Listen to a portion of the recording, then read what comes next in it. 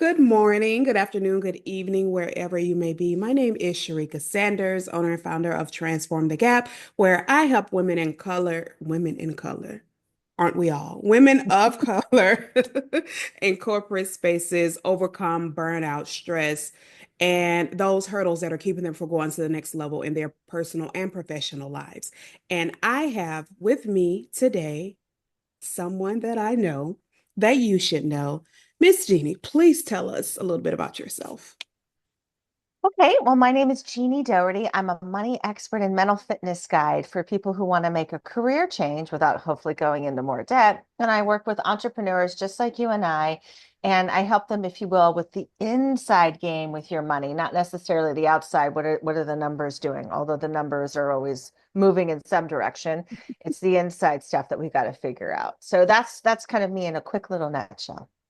And before I get on that soapbox, because I do, I need you all to pay attention to what she just said, because so many of us, present company included. Well, first of all, I never even considered the idea of entrepreneurship. And for me, I've now learned that that was allowing my scarcity mindset, my fear, and all of the other things to limit me from thinking about this side being in this entrepreneurial space. But for those of you who are thinking about it and you're not really sure what that's supposed to look like, and you're allowing your finances to limit you when they may not have to, listen. Listen and listen closely. So, for that $1 million question, Jeannie, please tell us what is the one of the things that you know that we should know?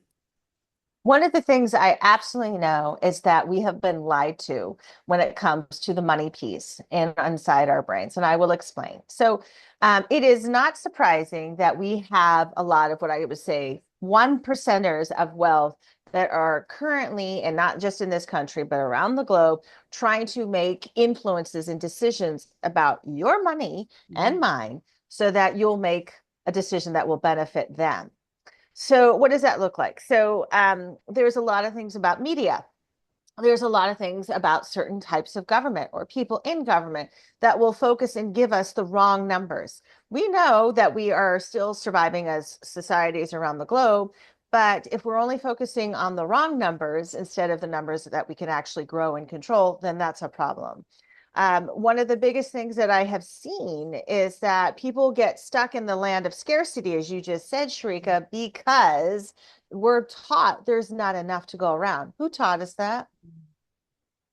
The people who have the money, but they don't Mhm. have all the money. That's the problem. They suffer with that as well. That's one of the reasons that they keep saying, "Oh, we don't have enough." Why? Because you don't think you have enough. I've had conversations with business owners that make millions of dollars, and they will still suffer with scarcity and say, "I don't have enough. I'm going to have to save up for taxes. I don't know how I'm going to do this." So it's not just, let's be angry at all the rich people. It's really a mindset that has been passed down Yes. probably since medieval times, if not prior. We don't have enough, and so we must go to the Lord or to the lady, and that's it.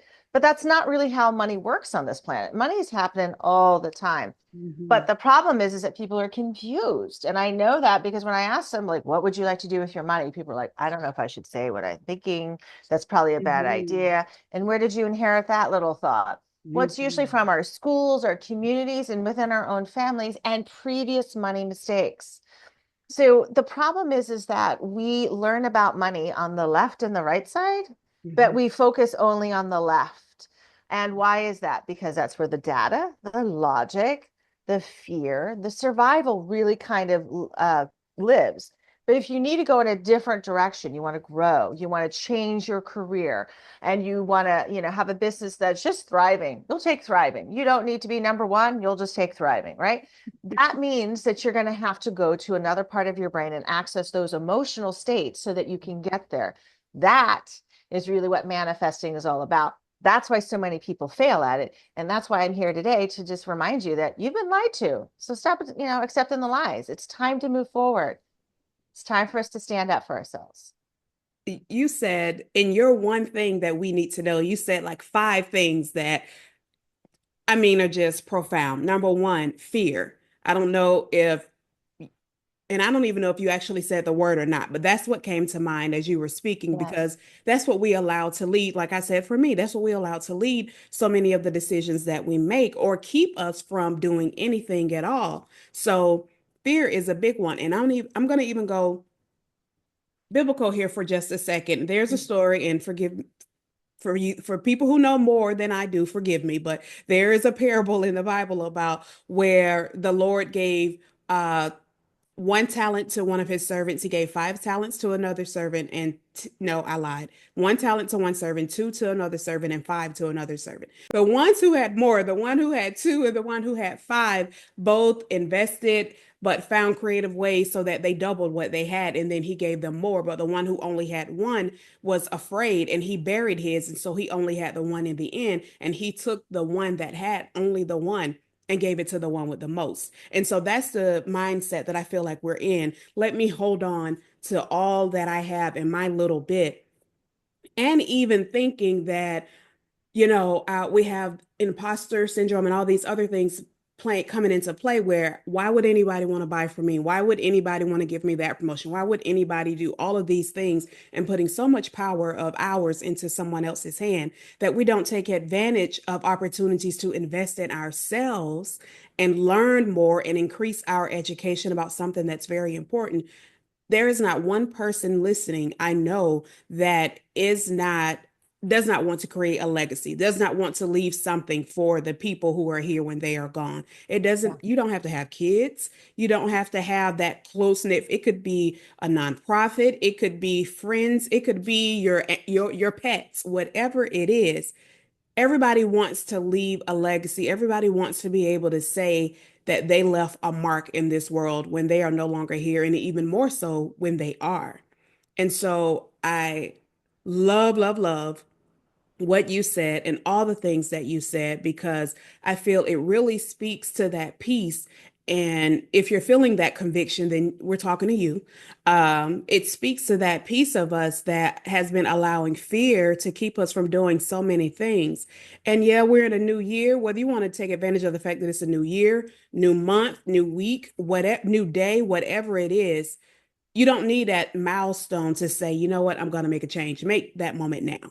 Make that change Exactly. now, because there are so, so, so many resources out there. And also, to your point, we allow what other people tell us to dictate how we are going to live our lives and the decisions that we make, instead of taking that step to find out and get connected with the right people to help us grow from where we are now to where we want and should be. So, backing up off of your soapbox. Um, That's okay. I love it.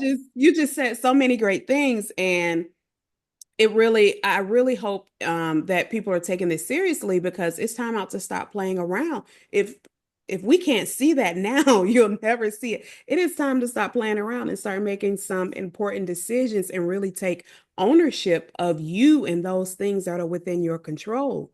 So, any additional insights, nuggets, I will make sure that your contact information is included. You all please connect with Jeannie. Have a conversation, if nothing else. Get connected so that you know someone that I know, and you know someone that's going to help you to grow, because that's what it's all about, right? So, any final thoughts, words, anything?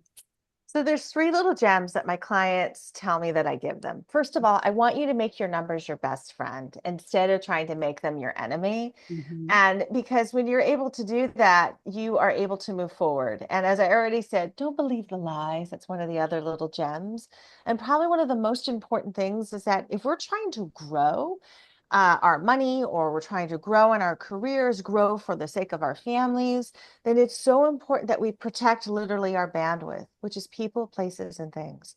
People that are negative, negative Nellies, complainers, and whiners. We really want to, and Mhm. have a little spaciousness, right? But it's really important that if we go places that we don't feel valued or accepted, maybe you don't have to keep yourself there that long, or maybe you just need to find a quick exit. And then it's the things, it's the social media, it's, how much time and energy do you give it? And are you willing to create the boundaries to separate it instead of just saying it's all bad? Well, there's actually enormous amount of good on social media, but it's up to you to protect your bandwidth to find it. So I heard not only are we shifting or increasing or growing, whatever verb you want to use there, your mindset, increasing your mindset. We're also protecting our money by increasing our money and understanding how to use our money. And then we're also protecting our circle, our space, and making sure that we're eliminating those people, places, things that are not conducive to our growth in that next level. Exactly. I love the gems. I love what you do. Um, I'm just so excited, but I'm gonna stop because I can go on and on and on. But thank you. Thank you so much for your time. Thank you so much for your insight. Thank you so much for your expertise and your willingness to help others understand honestly so much about ourselves and and open up our eyes to those places of where we could be and where we should go. Yeah. So I appreciate you. And again, I will make sure that everyone is able to reach out to you, to connect with you, ask the questions, make that first step, at least have a conversation so that they're able to connect with Jeannie. I appreciate your time and thank you again. Thank you.